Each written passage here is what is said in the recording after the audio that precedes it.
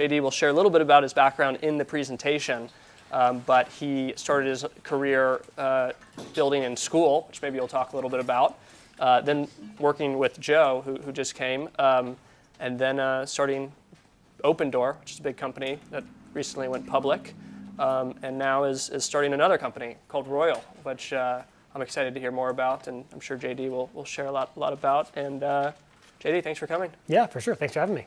I'm gonna go hang All out right, here. Cool. So this is a story about why you don't need a lot of money, which has been not a story you could tell for the last 10 years. So I'm super excited to tell it, because money used to be like free and available, and now it's really hard to get. But you never needed it. You still don't need it. You can still build a gigantic company without it. Oh, what's up, Jack? And a lot of, oh, dude, wow, yeah, okay, cool. Friends are here. This is great. Now I can screw up and be embarrassed about it for years. Yeah, so I titled this "Make Them Come, Then Build It," much to the chagrin of my fiance, finding product market fit on the cheap. And yeah, why this talk? You don't need money. You're going to start a great company without it. For background, I started my first real company when I was 18. I was a freshman at WashU in St. Louis. It was called Fresh Prince. We let people, it was like a custom apparel company. They might actually be on campus here at this point. They probably are. They might have made half the shirts that every fraternity and sorority sells. And we started that with $0, like literally $0. I don't think we had any money to put into it. And the pitch to fraternities was basically, we can just do this cheaper than anyone else. And the reason we knew that is because we had worked with screen printers before, and they were complaining about how they didn't have, like they would just have these spiky orders, and they just had nothing to do during the rest of the time. They had really high fixed costs, very low marginal costs, cost them like less than a penny to print each shirt. But when they didn't have demand, they were just sitting there wasting time idle, and people got bored and quit. So like, great, we'll just build a back-end service to basically aggregate all your useless time, and you can pull off orders for less than you normally pay. That was the whole business. We scaled that by the time I left to a couple million, I think like $6 million when I sold it. Now it's doing like 25 million a year. And they're still running it today. $0, it's great. Boring business, low tech, but great.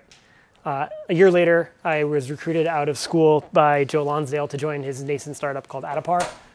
They had raised $1 million after, because he was super famous at the time because he had co-founded Palantir. And so he was able to raise $1 million in a seed round. It was absolutely insane. 1 million on 8 pre. Blew my mind. Actually, I thought it was an infinite amount of money. I think I was getting paid $1,000 a month as an intern. It was awesome. We used that to get 3 early customers without a line of code written. This is a company that required so much code and so much like data integration and annoying stuff that they later raised over $490 million.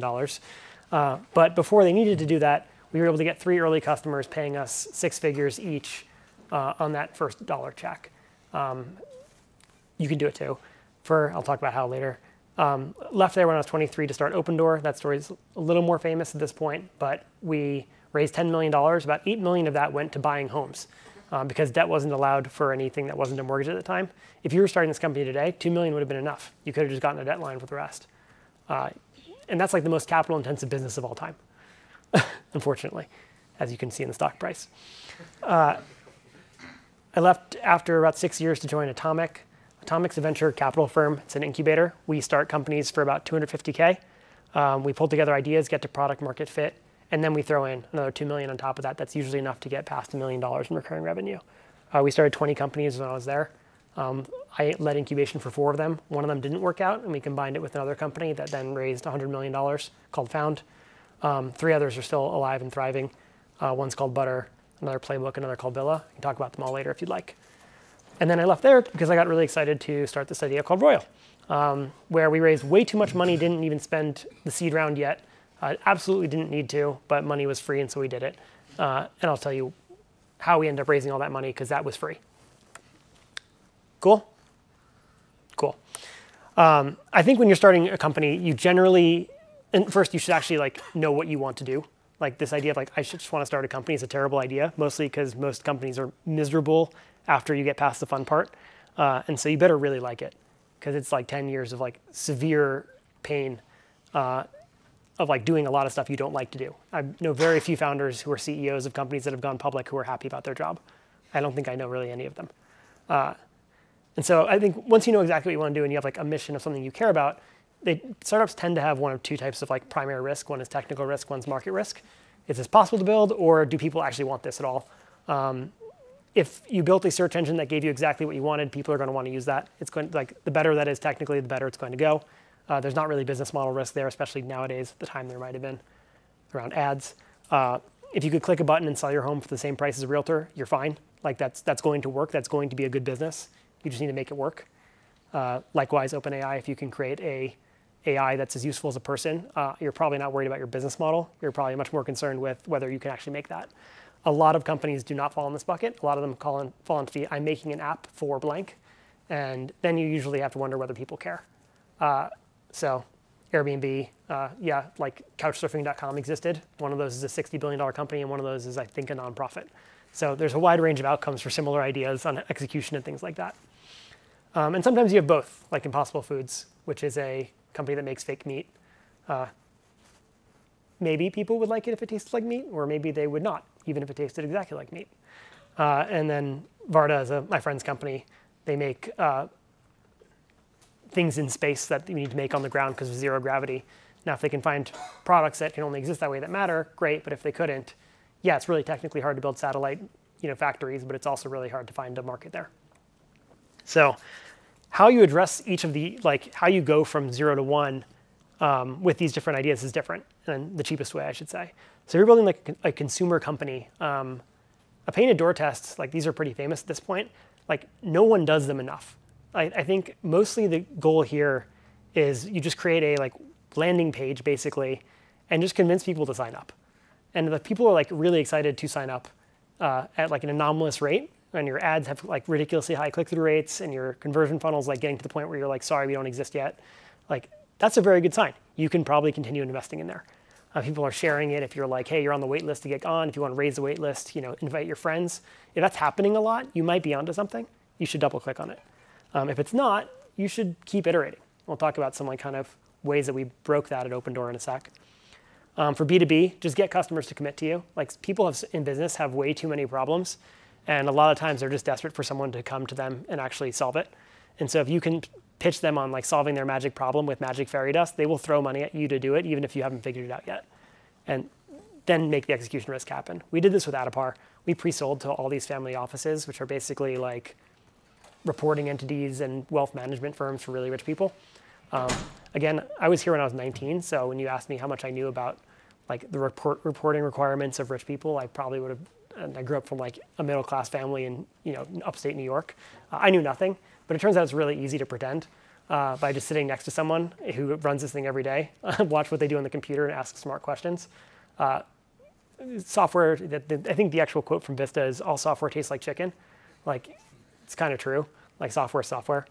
And then my friend Varda, my friend Delian at Varda, they haven't launched a satellite yet, but they've done tens of millions in revenue selling to certain types of customers.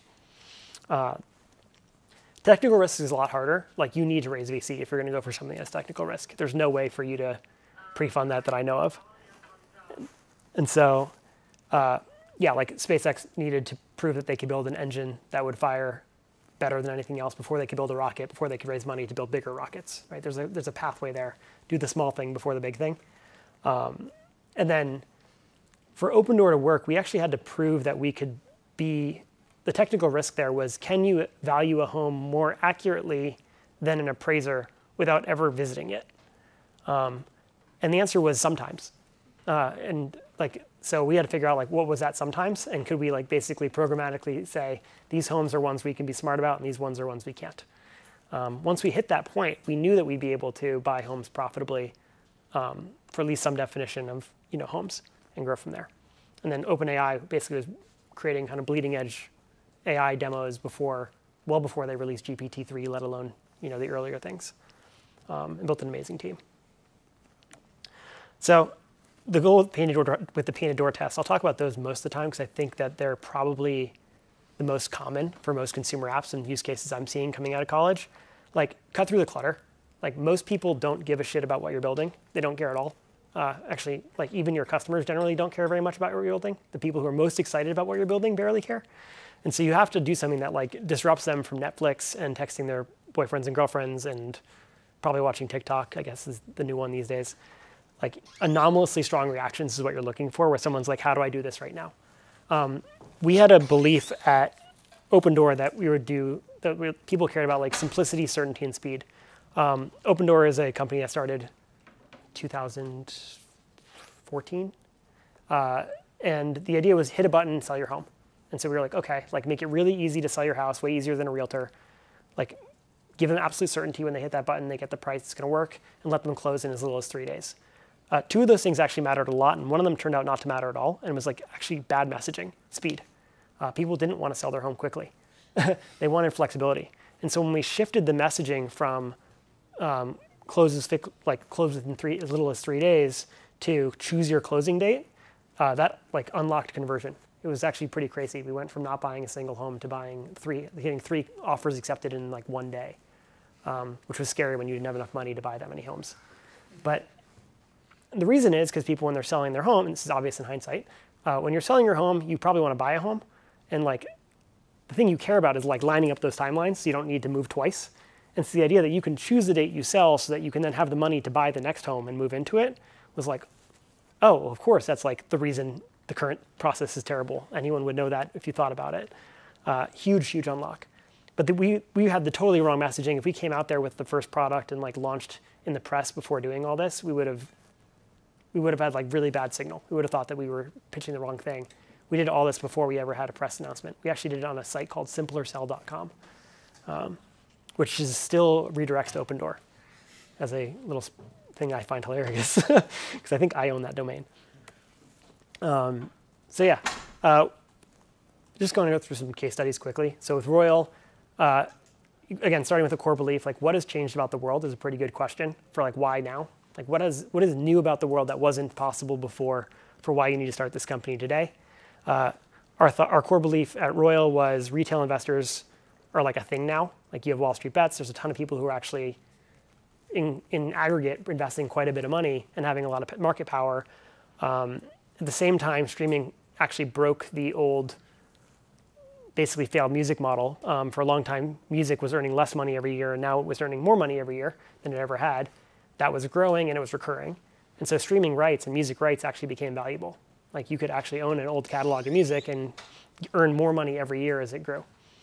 But no one had access to that. And so it's a thing everyone understood, retail understood music, but couldn't actually get access to it. And so we thought, well, they would like to do that. That seems like a thing people might be interested in doing. And so we launched a page that was this page. It was invest in artists, share their success. And that page led up to like 100,000 signups in the first week. And the first song that we launched was a song by Nas, and that had over 70,000 people try to buy, I want to say on the order of like 1,000 total shares. So that crashed the site and stuff. And the big but here is Royal's like not like massively succeeding right now. Like this was a sort of zero interest rate phenomenon where people are investing tons of money. Robinhood's been declining, year over year in a pretty substantial way. Coinbase is down 75% on its revenue. Like things that are really positive early signals does not mean you're done.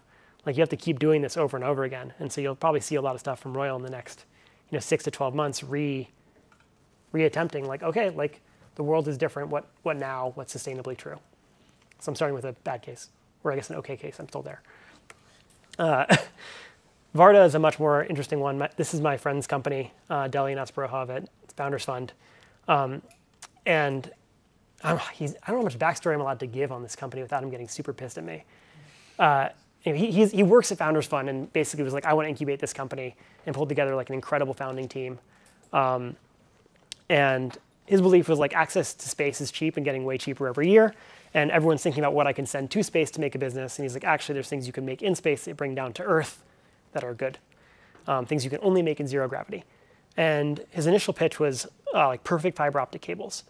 And the idea there was, well, we have a machine that we can make. And one of his original co-founders made this fiber optic like weaving machine, basically, where you could make a fiber optic cable that would do like undersea cables with 1/10 of the number of like power repeaters.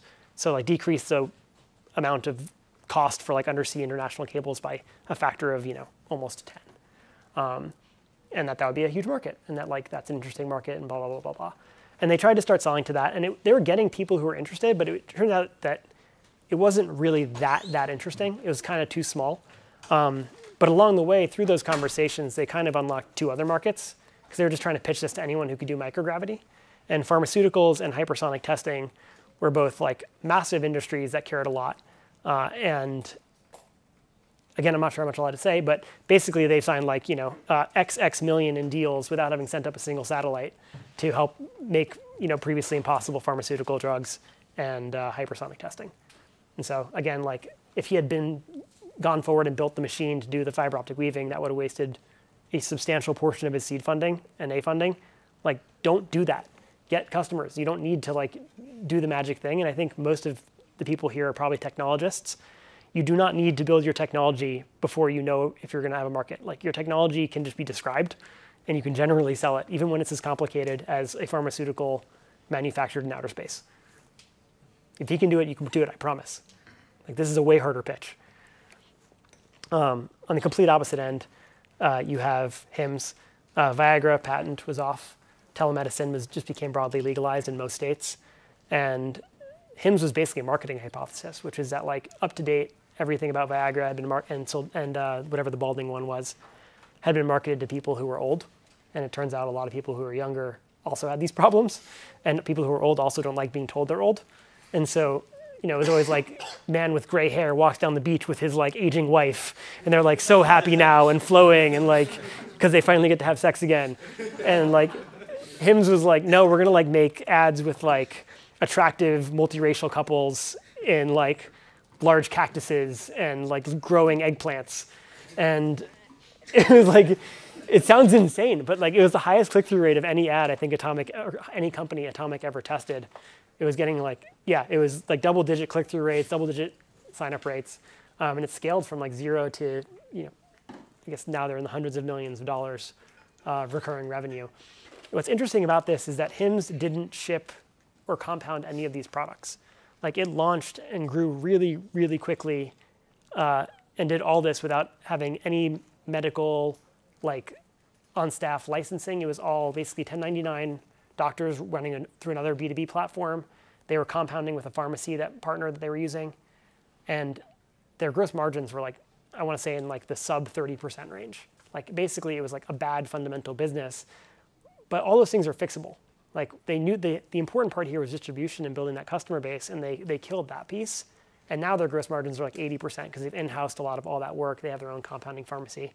I might be getting some of the basic details wrong here, but high level, what mattered to them wasn't like, could we build a pharmacy that could distribute to millions of people? Could we get, a team of telemedicine doctors around the US to do this? What mattered was, can we actually get distribution? So every business is different. This is a distribution business. B2C is often distribution. And that's the end of my pitch. Get back to work. No, I'm kidding. That's all I got. So happy to go to Q&A now. That's my more fun part anyway. Shoot. I just want to hear more about Royal, like what you guys are doing, how you came up with it, just like specifically that story. Yeah, so my best friend from college, his name is Justin Blau. If you're like an EDM fan, which may no longer exist, it's like a kind of 2016 phenomenon. Oh, hell yeah. Cool. Yeah, DJ Blau, 3LAU. And we went to college together, became really good friends. He used to play at my fraternity, which probably also sounds really lame now. But he had just done a sale of NFTs for like $17 million. And I had an idea that I came to him with where I was like, actually, I think like there's all these people who are getting like ridiculously rich in crypto and like trying to figure out how to give back. And so I kind of came to him with this idea I called Rookie Card, which was like, let's find people in kind of third world countries who like need, or even in America, it doesn't really matter, who have a thing they wish they could like buy in order to get a leg up and invest in their Rookie Card. And you could then have this like receipt of like, hey, I did this thing and we can make a nonprofit through it so they could be deductible, et cetera, et cetera. He thought that was cool, but he was like, actually, I think the next generation of like this music NFT thing is actually gonna be more like music shares, where you invest in the music rights themselves and every time a song gets streamed, you get paid. And so I teamed up with him to do that, which was, let's say, the idea of Royal is like basically royalties. Could we create the next generation of like NASDAQ or the NYSE where anyone could launch any kind of royalty-bearing instrument, any creative asset, like a YouTube video or a TikTok video or whatever, anything that earns money, fundraise against that, and then anyone who participates in that and helps fundraise it earns part of the profits long back. And so we started with music because people understand music, and he's a musician. And it also tends to be one that has the longest time. Like 80% of YouTube income for a given video is in like the first like 60 days of it being out. Whereas music has like a 10-year plus horizon. A bit more of a niche question, but I saw this on the home screen of Royal when you had it up there. Yeah. About climbing the affiliate leaderboard. Yeah. Can you go into a bit more about the strategy behind that and really what your intentions were? Because obviously the consumers can also, make money off of their royalties, but could they gain from their affiliate system, or was it just that competitive leaderboard that motivated them to make more sales? Purely just competitive. It was like, hey, we're going to give away 333 shares in this song. And it turns out at the time those ended up being worth like $3,000 a piece. And so people were like introducing it to friends and talking about it. We got a ton of press. We had like one guy made like 250,000 bots to sign up. So that was annoying. So 100,000 is like after we netted out probably like 4 or 5 million bots. Like 100,000 was real, but it was a lot of noise because everyone wanted to get one of these things. So that to us is a good sign. Like if people are like, hey, like I want the thing you're going to ultimately be selling, and I'm willing to do a tremendous amount of work to actually like get that for free. We felt that was a pretty positive thing. And then with the first actual real sales afterwards, it kind of verified that. So with your first startup, how did you get to like your first 10,000, then like your first 100,000, and then like your first 1 million? Dollars? Yeah. First 10,000 was kind of hand-to-hand combat. My first startup, that's an interesting one. I'll talk about Fresh Prince because I had another company at the same time called U Trucking, which was like a moving and storage company. And that was like a little more grindy and local. The difference between U Trucking and Fresh Prince to me at the time, this was like super nerdy, but with U Trucking, I knew every single customer. It was only at WashU. And with Fresh Prince, I wanted to build a systems and a business that I didn't have to know any of my customers.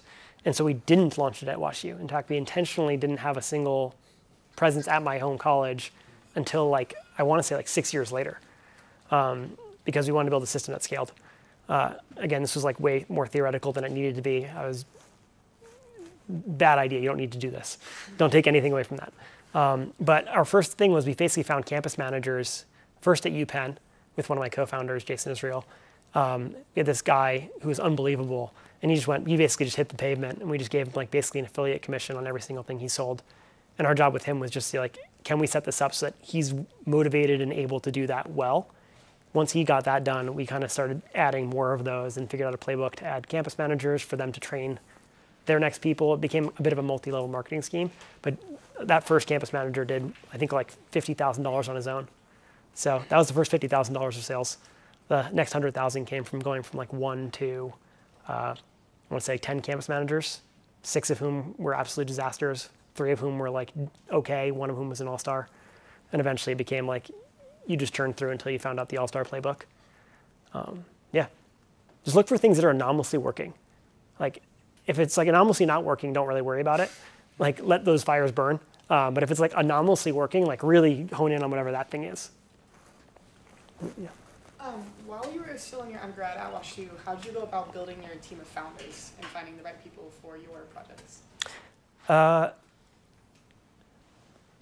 had a bit of an unfair advantage.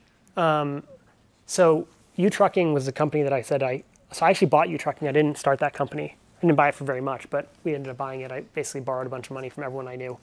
I think it was like 40 grand or something. And the company ended up making like 250,000 a year in profit by the time I graduated, so I paid them back. But through that, I think something in the order of like 80% of the students who lived outside of like a 100-mile radius were like customers of the business at one point as students. And like 10% of my class had like worked for me during like move in and move out, basically. So we were just like, hey, do you want to get like jacked and hot before the summer? Like, come get free money, and it was like, okay. And so through that, I sort of became known as a bit of like a local entrepreneur. And the next generation of kids who came in, so I bought that as a share with another guy, and then one of the old owners had stayed on, and then his younger brother bought in. So those were like the 3 founders I did that with. When we later sold it, it was to people who had been good customers early on, who thought what we were doing was really cool, and they were just smart kids in the fraternity of the kid's younger brother. I ended up actually selling Fresh Prince to one of those kids. And so he's still the, I think, president of that company right now. Yeah. Not intelligently is the short answer. When you throw up a landing page to test an idea, how do you drive traffic to that landing page? It depends on the idea. Like, I think every company sort of has a natural distribution channel. Like, it takes some time to find it, but most companies have like certain ways that feel like they will work. Like Hims is like Facebook ads and Instagram ads. Like, it's just like that kind of company. And it's not super helpful, but like there's like a vibe that's like that. Opendoor was initially through PR, but really scaled up through direct mail. And then later, found out how to solve for lots of other channels as we kind of grew. But direct mail got us a lot of the way there. We were like $1 billion company, mostly running on like radio and direct mail, which sounds insane for a company like that's like a very online business. But yeah, you can send a postcard with someone's actual home value to their home. It's a good lead gen channel. So the answer is like, and by the way, the first version of that is I sent 1,000 postcards for like, what, $350? Like, it's not that expensive to do a lot of these different tests. So it's just what kind of feels right and what gives you a sense. For Royal, it was PR. Like, it was a very like earned media type company. We had like a famous DJ as a co-founder doing a music NFT. Like, it was like hype, like everywhere. So just like take the free money and go. So it was like getting like with Billboard and Fortune and all the other kind of people who like to hear that kind of story. So how's it been, I guess, starting, because you obviously when you started the first thing, it was, from college, and then every single time you started something after, you're in like a better position, better people, you have more money. Yeah. Like, how's the difference between like going back to page one, but at a very different place in your life been? And like, is there something that you maybe like feel like you haven't, because I know there's a lot of disadvantages as like being like younger and earlier, but what are like some advantages you make maybe that you don't have anymore, or like something about it? Good timber does not grow with ease. The stronger the wind, the stronger the trees. Like, having a lot of money and like the ability to recruit amazing talent early, I don't actually think makes it easier to like have the rigor to build the business well. Like, you get sloppy. I'm actually hard pressed to think of a company where capital was a huge advantage early on, outside of like literally the ones that Elon Musk has started. Like, it's very, very few and far between that need a lot of money to get going and then actually use that to have success. Who have I not answered? Yeah, anyone who hasn't talked yet. What have you learned so far from the companies you've worked at, and like in terms of like culture-wise, and how have you ported that into like Royal right now? Yeah, I think like company culture is another interesting one. If you're not employable, being a founder is a very good thing. Because you only end up working with people who can deal with you. And so there's certain ways I like to work and certain like things that I believe to be true. I don't know how many of them are like absolutely necessary for success, but they seem to like generally work most of the time. And so culture kind of tends to fall out of the founders.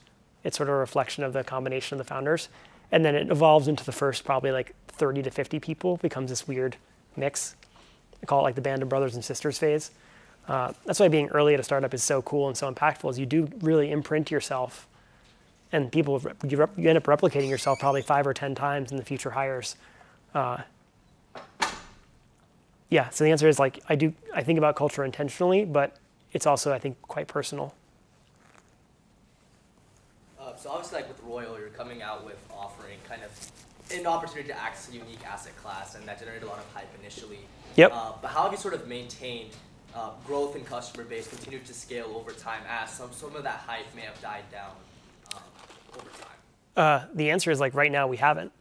And so like that's sort of the chief challenge right now, is in a world where if you say, like initially crypto was an advantage, both as we always said we're not a crypto company, we use crypto as an enabling technology. You know who didn't give a shit about that? Literally anyone in the public. They were just like, ooh, crypto thing. And so that helped us initially and now hurts us in the sense that like anyone who's doing like institutional capital doesn't want to touch anything that smells like SBF. And like there's brand risk for big artists. And so you have to kind of push that. You have to kind of either decide, are we going to be a crypto company qua crypto, or are we going to really reset our narrative, which is quite hard, and wait out until if there's a future cycle, or if like the next wave of crypto becomes a lot more like, no one's like, I'm building a website company. And you're like, what does that mean? Like, I'm building an app company. Okay, like a studio? Like, what are you doing? That's how I feel about crypto company or AI company in the future. Like, you're not building an AI company. You're not building a crypto company. You're not building a web app company. You're building a company like that does something. And I would like to get to the point where that becomes just a technology and doesn't become the defining characteristic. Yeah. Yeah, so like, I guess, could you talk more about how your relationship with crypto has changed? I remember like kind of in the fall when you did the long-term startup seminar, it was kind of like a different tune, right? Like we had to listen to this podcast of you on like a crypto podcast, right? So like, how has your relationship with that industry changed? I think I think what I said then probably holds up. I don't think I was. Yeah. I mean, I would have to listen to myself, but I was not a. Still, like you were definitely like kind of like being like, yeah, we are crypto, but it's like kind of as a side effect, right? Yeah. Not as like we're trying to be crypto, we're trying to do something like real, right? Yeah. But I'm curious, like, how have you noticed the industry change? Like, how has like, are you still getting people from it? Like, how is that kind of like? Yeah, I think our customer base is probably like 60 to 70% people who are like semi-crypto enthusiasts. They might not be like necessarily like NFT collectors, but they like are interested and curious about crypto in some way. And the rest are like kind of fans who just like use their credit card to buy a thing. And yeah, and so the answer is it's complicated, right? Like, if I had 10 million customers and that was the makeup, I'd be like, fuck it, we're a crypto company, like whatever. But with the number of customers that we have who are active, I'm like, we may have saturated a market and actually be against our own, it might be against our interest to care that that's our makeup right now. And we should really be focusing on how do we get to 100x more of that 30%. I don't have an answer right now. It's actually like a big conversation within the company. Sounds like a very interesting conversation, though. Oh yeah, ongoing. Okay, so kind of on that topic, when you first gave your talk at Longhorn Startup Seminar, so I immediately... I don't remember what I said there at all. Okay, but literally the night before, I went to your site with the intention of like going through and just taking a look, and possibly buying something, with the expectation of making some money. Yeah. And I found that it was like kind of difficult to do if you were not already in the crypto ecosystem. Yeah. Well, try it again now. It should be better. Okay. And it's been a while. We launched our marketplace in like January, like beginning of January. So it should be getting a lot easier. Like that's like, at the time we were basically, the joke in my last 2 board meetings ago, as I said, we have been up, the website's been up where you could buy something from the website for a collective like 3 hours since we launched. Because like everything we had launched had basically sold out at that point, like within a few minutes. And so like, I was like, this is barely even like a product. This is like a marketing engine or something. And so we've launched a marketplace since then where it kind of acts more like Robinhood. It's not perfect. A lot of like better payment options are coming out in the next 6 weeks, probably by the end of March. But it's getting better, and at least you can see like how things are performing. Yeah. So you started early in the career, you started in product at Autopart. Yep. I was curious how you found that product experience has helped you, as you founded Opendoor, Royal, and then also doing VC investing. Yeah, I think it's funny. I had a conversation with a good friend of mine who worked with me at Opendoor for years, really talented guy. And his name's Dan Ashton. He probably wouldn't be mad at me saying that. And he kind of mentally had put me in this box of like a product-led founder. And we had this really interesting conversation because I was talking about some things I was like thinking about and interested in. And I don't think of myself that way. Like for me, product is like it's an enabling thing. It helps. There's some way I think the world should be. Product is a tool for either making that, buttery smooth, or enjoyable, or pleasant, or it's a way of shaping things. But like, it's not like my defining characteristic. I think the benefit is I'm really good at it. I'm probably it's probably one of the few things I'm in the top percentile of, is as basically being a PM. But it's not my craft necessarily. What would your craft be then? I think my craft is probably the intersection of product and business. Like, I'm a businessman. I do think that's actually the true answer, is like going in kind of bottoms up, tops down, seeing how does this work into the world from my financial lens. Yeah. now you've built like 2 successful marketplace companies. So what were some of your biggest learnings in kind of building those 2-sided network effects and building these companies in those spaces where people are coming to kind of sell things but also buy things at the same time? Yeah, I wish they were easier.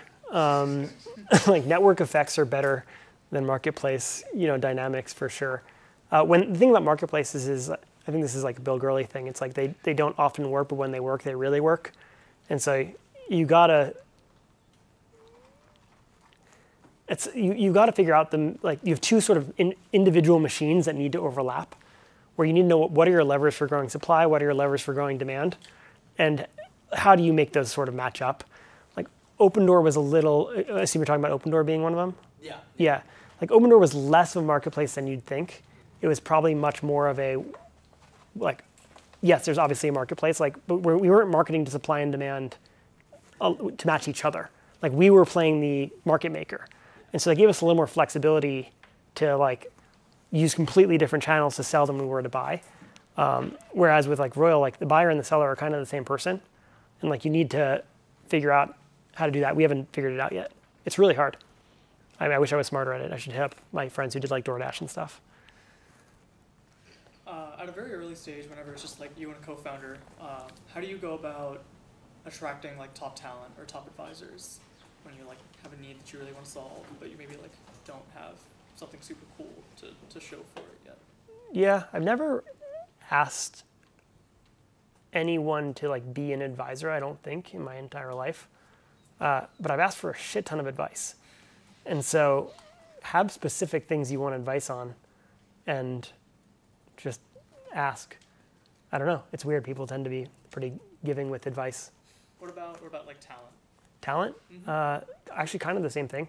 I usually just ask them for help with a thing, and eventually it becomes, yeah, I'll eventually just make the pitch.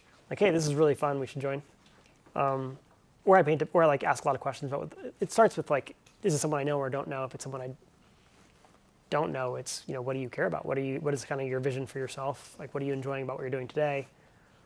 There's things that trying to figure out if there's ways I can be helpful with that, independent of if I want them to work with me or not.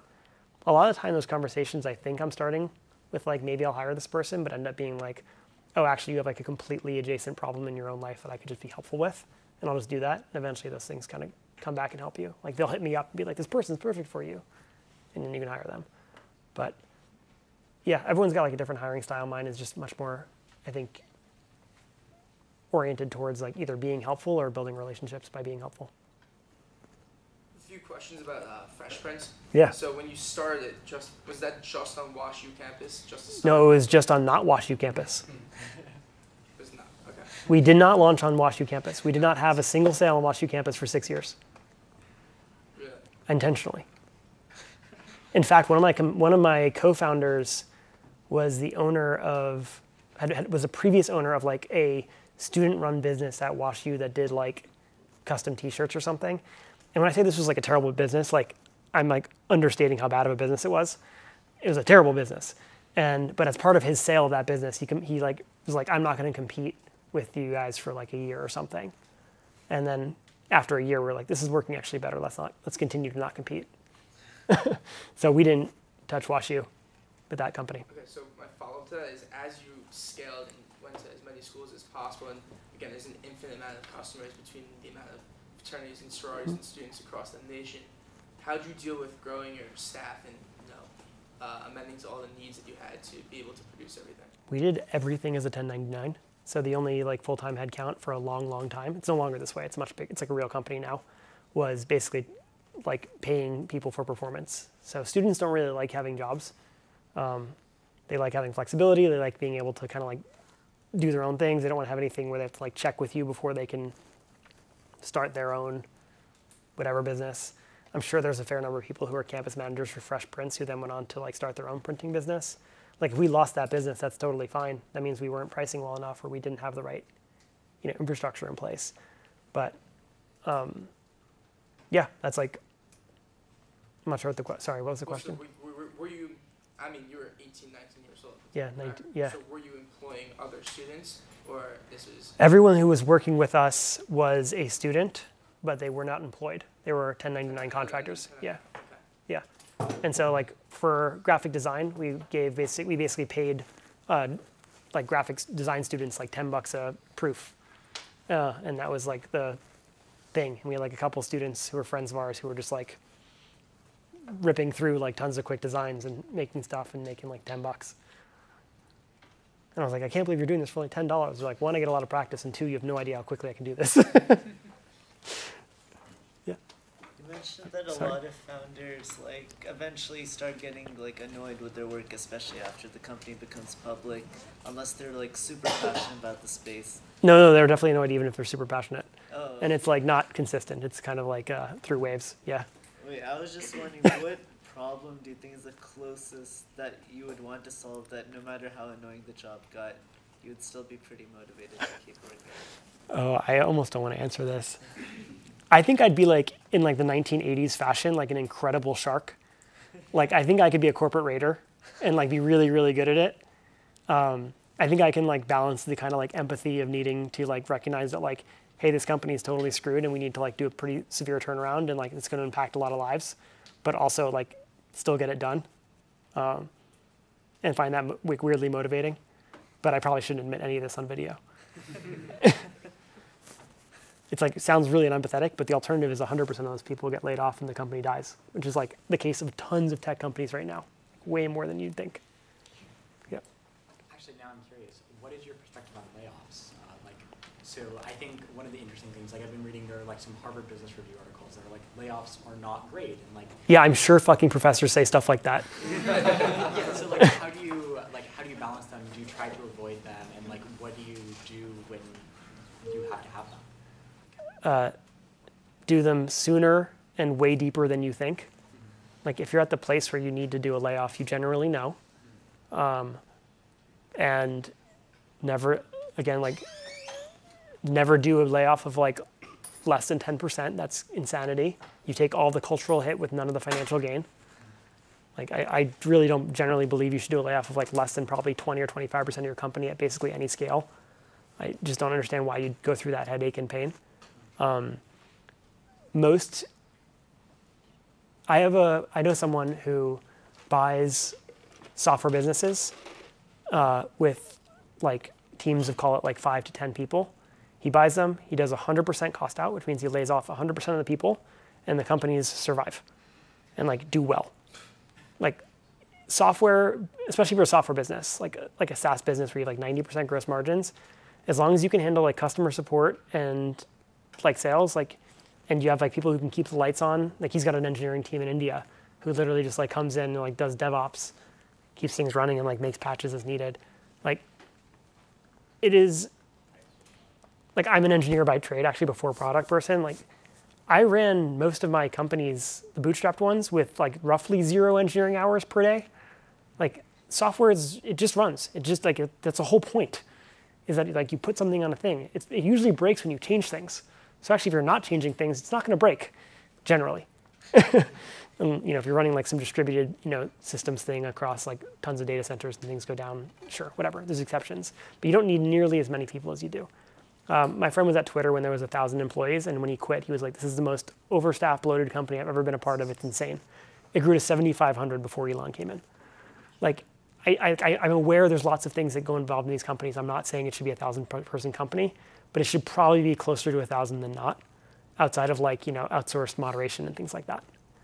So my view is like, don't get into a position where you need to do layoffs. If you're in that position, don't do them twice, because it sucks. Follow-up question: what's your position on agile software development?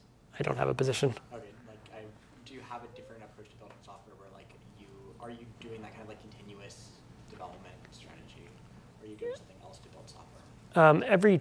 I kind of let my engineering teams define their own way of doing things, and I largely just hold them accountable more to like the higher level goals. Like, are we doing like this whole thing, like how many points did we get done, and like did you get anything done? Like that's a problem in big companies. In small companies, like people tend to be working really hard, and the only thing that matters is, are you actually working on the right things? And like the increased leverage of getting twice as much code written versus like doing something that's right versus wrong is like, this is an infinite leverage activity, right? Like the right code is a multi-billion-dollar company, the wrong code is a $0 billion company.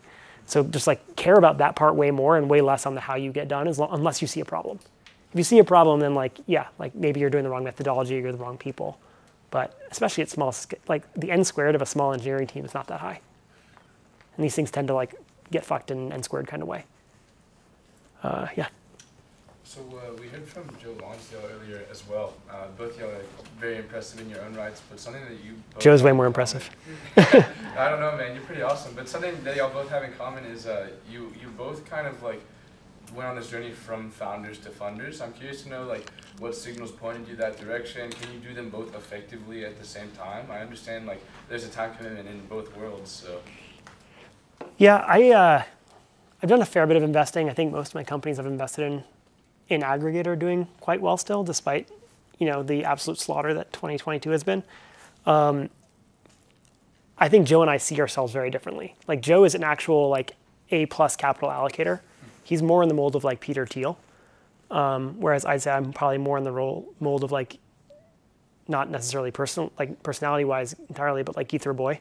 Like I like to get in and do the work in companies. So I view myself much more as an operator than as an investor and capital allocator. I'd like to be better at the former, but like mostly in the way that like I'd like to be better at soccer. Yeah. Who has? Can you raise your hand if you haven't asked a question yet, just so I know? Sorry.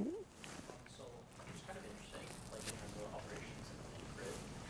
When do you know when to like re-strategize versus like fully flesh out an idea of a process that might not be working just yet? I don't think there's a single answer to that. Yeah, sorry. The question was, how do you know when to? How do you know when to like re-strategize, like when you're building a business? Yeah. Versus like fleshing out a process that you're currently working on that like isn't necessarily successful yet. Yeah, I think the essence of the question is how do you know when to like basically re-strategize or change course or just otherwise in a macro way change what you're doing versus just keep grinding at it and iterating through different things you're doing to figure out if there's an opportunity.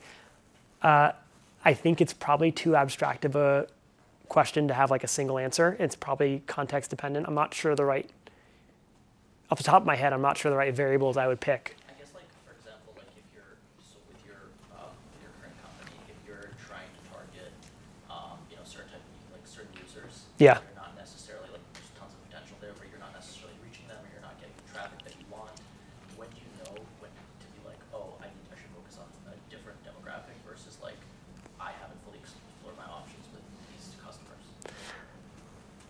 On the latter one, you're usually kind of out of you're looking through ideas, right? Because that's like the default is everyone just through inertia is going to keep doing the one where like I just keep grinding at it because it's easier, we're lazy, our mind's already been down that path, and so like there's sort of this like well of water that's been running the same course over and over again. So you have is generally like a pretty comprehensive set of ideas most of the time on that front. And I usually run through the mental exercise of like, if we did all of these things, can I like conceivably paint a picture where like there's a huge impact? Where now we're like a machine that's like past that K factor of 1 or whatever the metric you're trying to clear is. And if the answer is no, don't bother doing all the things. Like you have to have at least like a hypothesis for why those things are actually important enough to make a difference, like a real difference. By definition, founders tend to be pretty resilient and also pretty stubborn. And so it's easy to waste a lot of time and money doing things that aren't working when you don't understand why. I'll give you an example from Airbnb where things weren't working and then they made a small change that was. And I hope I'm telling the story right for all my friends who were there. Please don't kill me, Joe, in particular. But my understanding is basically they had a huge problem with growth in bookings, and like the thing that really changed that was good photography. And Joe Zade, who's an investor in Royal and was their kind of first product lead, head of product, ran this process to build like the logistical component to Airbnb, where they would go out and take like high quality photos of every apartment that wanted to get listed, or every house, or every room. And that was like a things weren't working at all to things were really working kind of change. And I'm not sure if in this analysis I would have been like, well, if only we had great photos, then everything would work. unless I noticed the anomalous data. So you're really looking for is like, what's anomalous data in your current company that says like, hey, it turns out all these listings we have with great photos get booked like constantly and all the other ones don't get booked at all. That's super weird. I wonder how we can make more great photos. Like, take them ourselves. That might be an idea that would work. So again, it's like so context dependent and it's so hard to give general advice there. But like if you can't paint a picture to it working and don't have any like indication that it would, you're probably by default working through inertia instead of there. Not to say you should just give up, but like sometimes. Okay. So kind of you touched on like a little bit the difference between having like a large company where certain things, including like capital allocation, I guess, are more important. Yeah. Compared to just like bootstrapping small scale teams and like getting them to scale rapidly, which seems to be more like on the operational side. Yeah. And so I guess like, have you ever, so I guess, is this like, would you consider this to be another reason other than like CEOs just not liking their jobs after they IPO that there's such churn? I think the CEO is frankly the one who's impacted the least as companies go through these big stages, because like over time, because by definition, they get to build the company around them. And so like they get to work on the parts of the business that they are most interested in and should complement the rest of those things with, you know, an executive team and team that love doing the things that they don't love doing. One of my, like a great executive coach I worked with named Matt Mochari, who's gotten like kind of strangely famous recently. He wrote a great book too called The Great CEO Within, don't hate the name. He does this thing called the energy audit where you basically go through your calendar, and he did this while I was at Opendoor. And it was just like, for the last week, for every meeting, highlight in green everything that gave you energy, highlight in red everything that took energy from you, and highlight in red everything that didn't do anything for your energy. And now get rid of everything that's red. You can either delegate it, delete it, or like just don't show up. Like those are your like 3 options. And I found that to be an incredibly powerful exercise for me personally at that time, because my calendar went from being like pretty red to pretty green over the course of like a month. But that's a bit of a luxury. Like you can't really do that unless you're largely in control of your calendar to some extent. What did you find gave you energy that maybe surprised you, and then stuff that you removed that maybe surprised you? I mean, like, again, like this is also like a time of life thing. I think some of those things would be different today than they were then. But at the time I was, you know, really motivated by anything that involved problem solving or testing things or like running experiments as a team, anything that was kind of more like high velocity, growth hacky type things, anything involving product, anything involving marketing. The things that exhausted me were like weekly business reviews, like WBRs, MBRs, and QBRs, weekly, monthly, and quarterly business reviews. Like, especially with people who were in like kind of more of a sales or operational roles, whereas like you're just managing to the same thing, the same KPIs over and over again.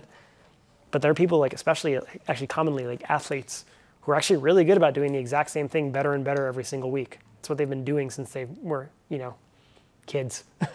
And so you just find people who are really great at that and kind of empower them to run it. And it turns out I just didn't need to be there for a lot of those things. They ran better without me. Yeah. Yeah, so obviously at Atomic, it's kind of a little bit different than a traditional venture fund. That's right. More of a venture studio. You kind of found the startups and grow them yourselves. Yeah. So curious to hear your thoughts on the future of that as a model of backing startups versus the traditional venture capital path for creating great companies. I think the way to think of Atomic is that Atomic has entrepreneurs as the general partners, and they start companies with other entrepreneurs and who are like generally much younger and like inexperienced, and where that becomes like a power couple, and then bring in like executive entrepreneurs once something starts working. And so that model works when you have really good entrepreneurs in the first part, and it doesn't work at all when you don't. Like, I don't think that a finance-oriented investor, which tend to be many of the best venture investors in the world, would be able to like run that model very well. Whereas someone who's like quite entrepreneurial, like Joe Lonsdale, Jack Abraham, and, you know, basically, like Mike Spicer, continue to do this and just like drive hit after hit. But they're rare, and they're rare for a reason. I don't think it's because there's like some huge arbitrage out there. I think it's because they're just really good entrepreneurs. Jack in particular is like the most prolific idea person I've ever met. And like a lot of them are like horrible, but it's like amazing how many of them are not. Yeah. And going back to layoffs, I'm just curious if you put yourself in the seat of like a tech giant CEO, let's just say Google, for example. How like is getting canceled still a thing? Like, I feel like we should turn off the camera. I'm just curious to how you would personally navigate them currently, like between balancing layoffs. Their core products are getting challenged right now by things like ChatGPT. So you can either invest in innovation, but then you need more workforce. So how do you kind of navigate this? OpenAI has how many people? I don't even know. Like, On the rough order. Yeah, probably in the order of a couple hundred, maybe less. It's like 350, I think. 350? Yeah, that sounds. Microsoft's resources though. Yeah, they use Microsoft's data center resources. You know who else uses data center resources? Google. I mean, like, how many engineers does Google have? Like 100-something thousand? Yeah, like, okay, that's like my rough answer to how much is needed to be, like, again, like, you are not a fungible resource as an engineer. Like, you as an individual engineer are not a fungible resource. You cannot stack you in. Now, you might be, but like, you're not getting paid very much. Like, actually, if you're a fungible resource engineer, you're probably going to be outsourced. Like, those jobs are just like really, and I don't necessarily mean outsourced to another country. It could be outsourced to like a junior developer who just graduated from college and is like happy to make like 70K or 40K. Like, most like high quality engineering is people who have tremendous leverage. Like, you have ideas and you have a point of view and good judgment that leads you to create a tremendous amount of value. And this is why innovative companies that have large technical risk care tremendously about having the very best people in the world in those roles. And why Sam Altman, the founder of OpenAI, is such an incredible leader of that, is he's able to help, and Greg Brockman and a lot of people deserve a lot of credit, is they continue to build a culture and a team that attracts like those very best people and are actually quite rigorous about firing people who don't like hold their own. Like, I don't know how much this is private. I remember having a conversation with a really strong CEO a couple of years ago where he said, I let go of all of my engineers who had over like 5,000 Twitter followers because it turns out like the more famous they were, the worse they were at coding. And I remember finding that really funny. And then like looking at a lot of, I mean, I got like 27,000, so I'm like way beyond, I'm like way outside of the allowable hiring zone. Yeah, I remember looking at some of the people on my team at the time being like, like, interesting. Like, it wasn't perfectly correlated, but there was definitely like, it wasn't uncorrelated. We have time for 2 more questions. Sure. Yeah. I think a question probably a lot of folks in this room coming straight out or being in college or being straight out of college want to understand better is how do you actually decide when to tackle a problem? And if an opportunity comes across your desk, you go, should I go start a company based on this? Because one thing I was thinking about from your talk is you talk about the different stages of, or are you dealing with a market issue or are you dealing with a technical issue? And I feel like the third category, which is something that Joe Lonsdale talked a lot about in the previous talk, is a regulatory issue as well. Yeah, he's really good at that. Well, like it seems like another layer that you have to figure out. Can I? A, is there a market for this? B, is it technically possible? And C, is it even legal to do this? Or like, is regulatory going to kill me? Yeah, I mean, like, we're dealing with a lot of that obviously at Royal, just because we're in crypto and like, like you have to be really cautious with securities regulation, but there's also a lot of like Wild West people out there who are like doing crazy things, and you have to like figure out how to like set clear boundaries in your team. One of the related questions, you mentioned that you don't need that much capital. Yeah. I feel like there's sort of a layer of as you go up, as you add each of those problems to the company, it gets more and more capital intensive. Like if it's just a market problem, like Airbnb, like it's not a very capital intensive business to start Airbnb. But then if you want to have a technical problem on top of that, it's like, well, not only do you have to accomplish this first layer, but you also have to have the capital to build to get the R&D to figure out if you can solve it technically, and then you have to have additional capital to do something else. Yeah, and so largely it's a question of like how do you get that capital, right? Like, yes, like if you're building literal rocket ships or like anything that requires a fair amount of capex, including, like really expensive high-end engineers, like there's a pathway to like earning that capital. And that's really more what I was saying there is if you're a technical risk business, you actually do need a fair amount of venture capital to make that happen. And the question is how do you raise that? And I think fairly often you can get a lot further than you think with small proofs of concept and prototypes. And you can also get further than you think with customers who are willing to pay you to do that work. Part of the thing I wonder, and I think it's one of the reasons why a lot of folks work on, there's so much money and time and effort, people going into software businesses just because it's not capital intensive. Yeah. That anyone can enter. Yeah. I feel like the rhetoric you hear from folks like Lonsdale or Teal or that whole, all their ilk, it's like, tackle the we need to work in the world of atoms, but it's also a very capital intensive business. Is it? Yeah, I mean, like the best returns from Founders Fund over the last like 4 funds have all been like basically software companies. So, I mean, like, yeah, let's work in the world of atoms. I agree, but like also like historically, that's not been the last 15 to 20 years of software. Right. I guess unless you count data centers. Do you think it's sort of a layered approach? Like, do you try to tackle the low capital stuff first, and then sort of build your name, and as you get up there, you can sort of tackle these harder technical problems, or is it better just dive in? I guess I don't. I'll give you very different advice. Like, just get good at sales.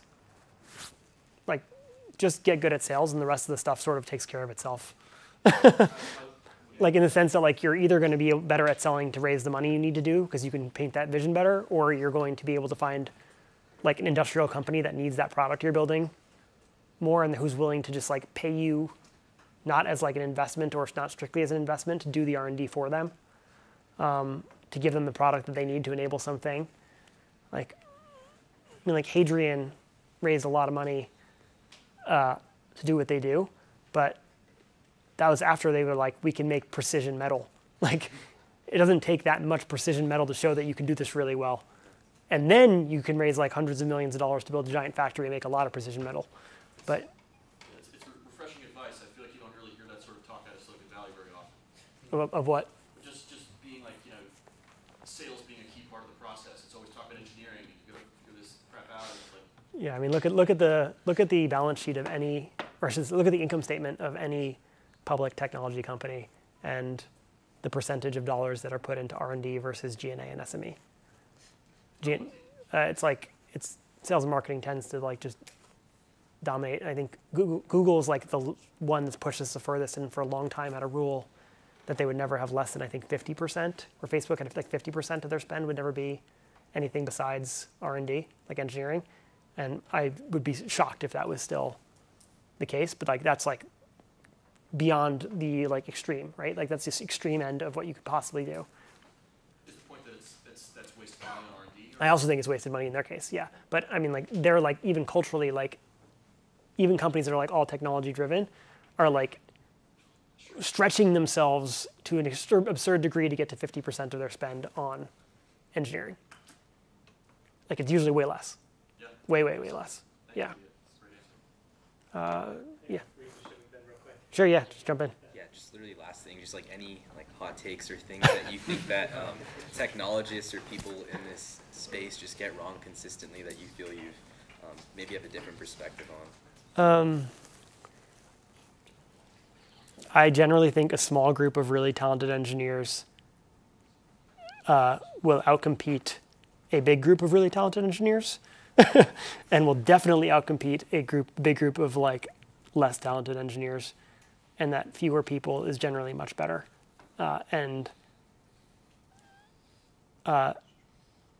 Yeah, I'm like happy to like look at any individual. If anyone who disagrees with me, I'm happy to like sit down with them and like talk about like return on invested capital of like all their R&D spend. And I guarantee you that one, they probably haven't thought about it very hard, and if they have, it's like they're probably like Snowflake, like literally not like a snowflake, like the company Snowflake. Yeah. Okay. So, and the answer to this might just be do work in practice, but how do you get really good at sales? Yeah, you just do sales. I don't know. Okay. Yeah, trying to sell shit. Yeah, sell yourself. Sell products you're making. Get rejected a lot. It's not that painful. Tell stories. That's another one. Be funny. Go to parties. I don't know. Cool. Thanks.